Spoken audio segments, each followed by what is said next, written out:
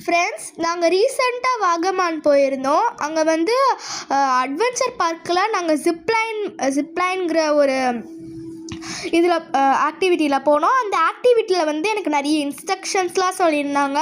ஸ்லோவாக போகணும், அங்கே போய் ரீச் ஆயிடணும் அப்படிலாம் சொன்னாங்க.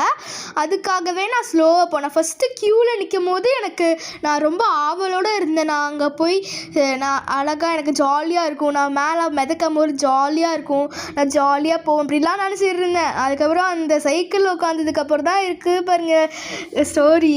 அங்கே அதுக்கப்புறம் தான் கை கால் எல்லாமே நடுங்குச்சு கைஸ். அதுக்கப்புறம் நான் வந்து ஒரு வழியாக அங்கே போய் முடிச்சிட்டேன். நீங்களும் இந்த மாதிரி என்ன மாதிரி பயந்தீங்களா இல்லை போல்டாக இருந்தீங்களா?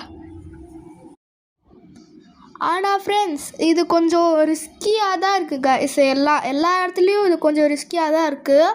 அதனால் நீங்கள் கொஞ்சம் பார்த்தே போங்க. பாய்.